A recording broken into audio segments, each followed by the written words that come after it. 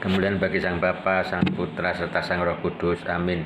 Pertanyaan yang cukup bagus dan menggelitik ya. Apa yang tidak direngkuh tidak diselamatkan? Dalam bahasa Latinnya, quod non est assumptum non is sanatum, adalah sebuah prinsip teologis yang sering dikaitkan dengan jana suci Gregorius dari Nazianzus, seorang bapak gereja tahun atau abad keempat ya. Jadi prinsip ini menekankan bahwa Yesus Kristus harus mengambil kodrat manusia secara penuh untuk dapat menyelamatkan manusia dari dosa dan kematian. Jika Yesus tidak mengambil kodrat manusia, maka manusia tidak dapat diselamatkan. Jadi itu apa yang tidak direngkuh tidak diselamatkan, kata Bapak Gereja dari Nazianzus. Nah, yang diambil oleh Sang Firman itu kodratnya. Jadi mengambil kodrat manusia. Nah, pertanyaannya, Tuhan Yesus mengambil pribadi manusia tidak?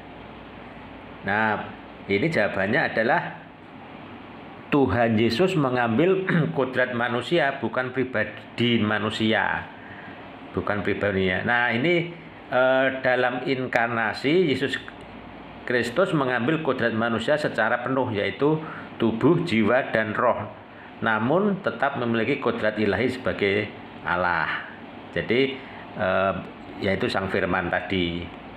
Jadi Yesus memiliki dua kodrat, yaitu kodrat ilahi dan kodrat manusia dalam satu pribadi, satu hipostasis yang unik, yaitu pribadi Yesus Kristus, pribadi ilahi Yesus Kristus. Nah, ini pertanyaan lanjutnya, kalau Tuhan Yesus tidak mengambil pribadi manusia, maka pribadi manusia tidak diselamatkan dong. Kan hanya kodratnya yang diambil, bukan pribadinya. Jadi menurut quote non est assumptum, apa yang tidak direngkuh, quote non est assumptum non is sanatum, apa yang tidak direngkuh tidak diselamatkan. Jika Tuhan Yesus tidak mengambil pribadi manusia, maka pribadi manusia tidak dapat diselamatkan. Nah, jadi namun teologi Kristen menyatakan bahwa Tuhan Yesus mengambil kodrat manusia secara penuh, dan dalam kodrat manusia itu pribadi manusia dapat diselamatkan. Nah, ini gimana ini gitu. Jadi meskipun Tuhan Yesus tidak mengambil pribadi manusia secara langsung, namun dengan mengambil kodrat manusia, pribadi manusia dapat diselamatkan melalui kodrat manusia yang diambil oleh Tuhan Yesus. Tidak mengambil pribadi manusia. Jadi pribadi itu sisi pada individu, seperti pengalaman, perasaan, dan pikiran secara spesifik itu. Jadi pribadi manusia adalah subjek yang memiliki kesadaran dan identitas unik gitu. Jadi misalkan kita lihat, jadi perbedaan antara pribadi dan kodrat ya. Jadi kaki manusia, kaki, tangan, itu termasuk kodrat, bukan pribadi. Nah, kalau pribadi itu mengenai perasaan, kemudian pikiran, gitu. Itu yang dimaksud pribadi. Jadi pribadi itu hal-hal yang dari dalam, bukan hal yang fisik. Itu secara tapi nanti kemudian pribadi mempengaruhi kodrat itu gitu. Nah, kenapa Tuhan Yesus tidak mengambil perasaan, pikiran dari manusia, tetapi perasaan dan pikiran dari Allah?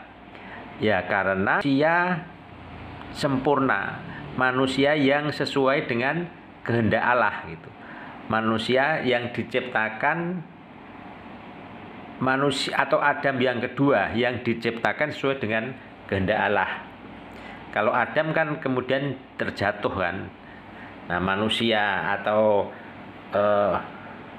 pribadi dari Tuhan Yesus ini adalah pribadi yang kedua, pribadi yang tidak jatuh, sehingga perasaan, kemudian kehendak, kemudian hati, itu adalah hati Allah gitu. Hati manusia yang tidak berdosa gitu ya. Jadi makanya pribadinya itu pribadi dari Sang Firman gitu. Pribadi Sang Firman ya, dalam arti bahwa perasaan, pikiran itu adalah pribadi Sang Firman. Jadi manusia yang diselamatkan itu juga termasuk adalah pribadi yang selaras dengan Sang Firman itu. Sehingga nanti yang diselamatkan itu adalah pribadi yang sesuai dengan Sang Firman tadi gitu, yang diselamatkan. Jadi yang ikut diselamatkan dalam Kristus adalah yang satu pribadi, yang satu pemikiran, yang satu perasaan, yang satu subjek dengan pribadi dari Sang Firman itu gitu. Jadi pribadi Yesus Kristus itu adalah pribadi dari Sang Firman. Nah, tapi kalau pribadi dari selaras ya. Tapi kalau di si Adam itu di pribadinya ya pribadi Adam sendiri. Ya, pribadi Adam sendiri diciptakan sesuai dengan kehendak bebas gitu, dengan kehendak bebas. Makanya kalau Adam itu bisa jatuh, maka Sang Firman Tuhan Yesus Kristus tidak bisa jatuh karena pribadinya adalah pribadi Allah. Nah, bedanya begitu ya. Jadi kalau Adam itu bisa jatuh dalam dosa, tapi kalau Sang Kristus itu karena pribadinya pribadi Allah, ya tidak bisa jatuh, tidak bisa berdosa gitu. Apa yang direngkuh yang diselamatkan. Ya, jadi nanti yang direngkuh oleh Allah, yang diselamatkan oleh Allah itu adalah pribadi yang sesuai dengan sesuai dengan Sang Firman itu pribadinya gitu. Pribadi yang sesuai dengan Sang Firman. Dan juga kodrat manusianya yang juga diselamatkan. Kodrat manusia itu apa? Tubuh secara fisik. Ya, kodrat manusianya yang diselamatkan selain juga pribadinya. Ya, jadi pribadi yang diselamatkan itu adalah yang pribadi yang manusia yang pribadinya sama dengan pribadi Sang Kristus. Pribadi Sang Kristus itu adalah pribadi Sang Firman tadi itu. Jadi pribadi dari Sang Kristus adalah sama dengan pribadi